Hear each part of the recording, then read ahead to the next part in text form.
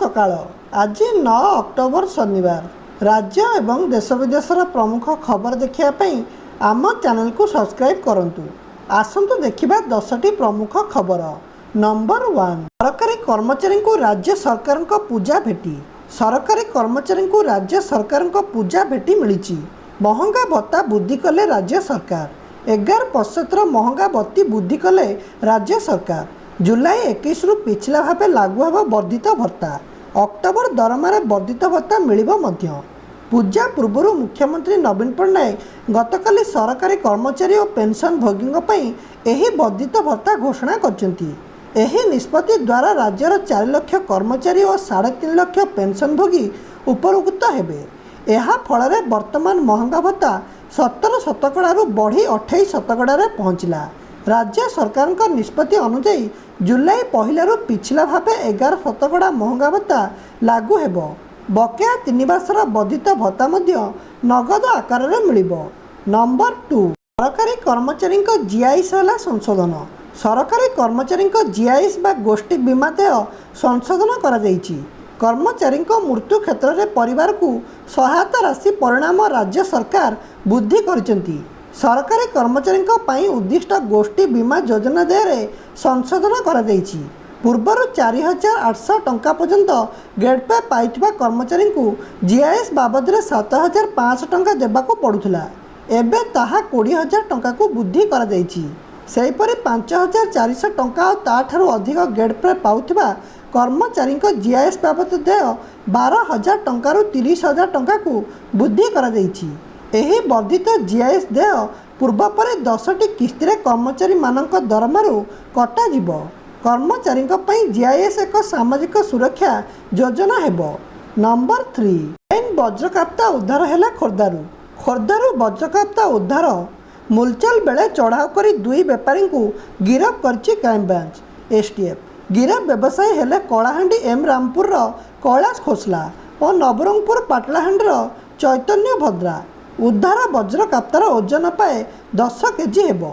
लक्षाधिक टंकार बिक्री पर deal चलीथिबा STF चढ़ाऊ कर 2 व्यवसायी को गिरफ करछि। खोर्धा गुरुजंग पितापल्ली पाखरे वज्रकाप्ता बिक्री पर हेउथला डील। उद्धार वज्रकाप्ता को खोर्धा टीएफओ को हस्तांतर करा जायछि।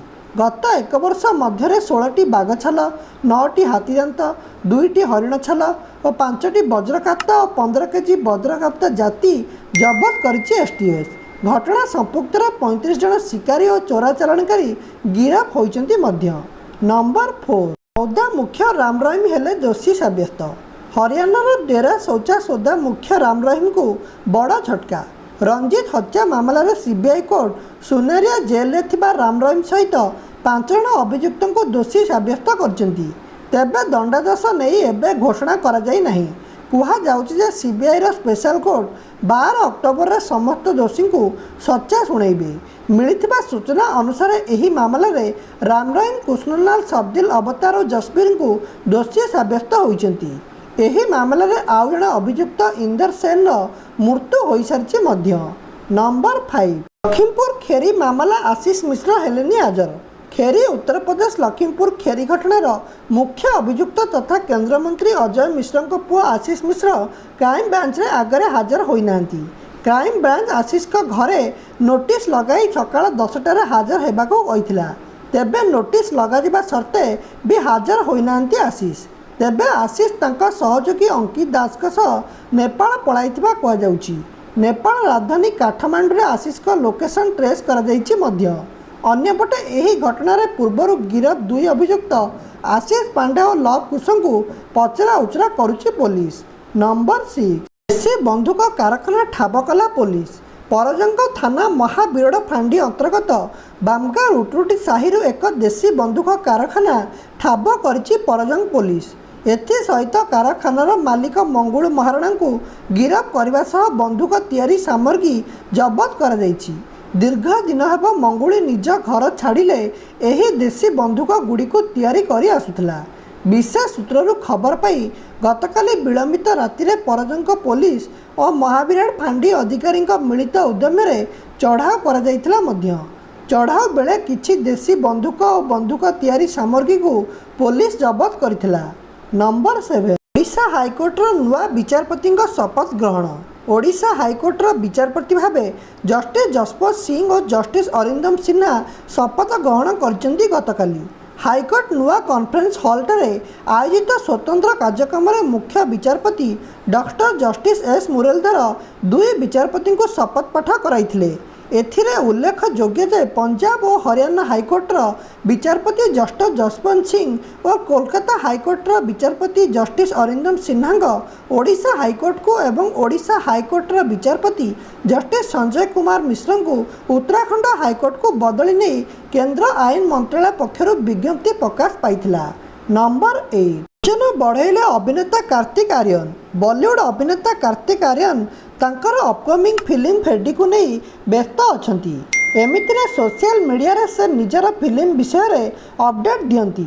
निकट रे से ओजन बढ़ाई समस्त को चकित कर देइछंती मध्य। एकता कपूर को फिल्म फेडी पई से तांकर ओजन 12 रु 14 केजी बढ़ाइछंती। एने कार्तिक को फिटनेस ट्रेनर समीर कोरा सूचना देइछंती। फिल्म रे कार्तिक निजर भूमिका पई ट्रांसफॉर्मेशन लागि ओजन बढ़ाइछंती। एथिपाई व्यायाम सह डाएट मध्य करने को पड़ुछि बोली से एक साक्षात्कार रे कहिसेंती मध्य। एहा पर दर्शकों को उत्कंठा बुद्धि पाइछि मध्य।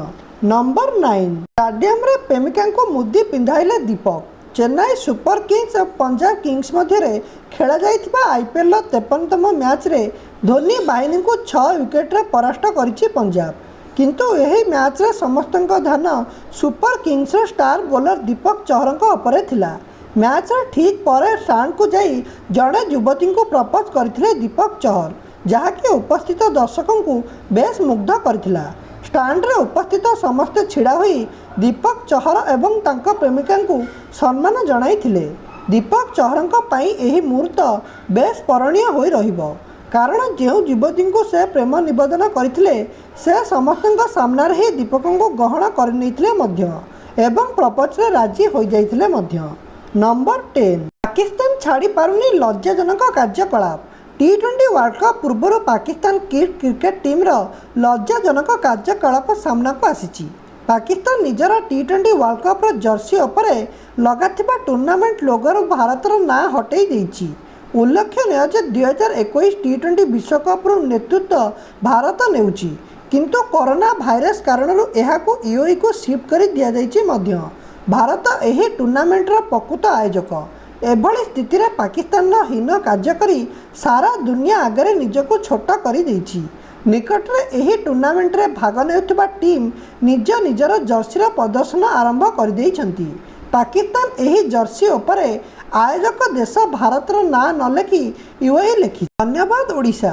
आपण मानकु आम खबर पसंद आसुथिले आम चैनल को लाइक करने को, कमेंट करने को एवं सब्सक्राइब करने को भूलिबे नहीं।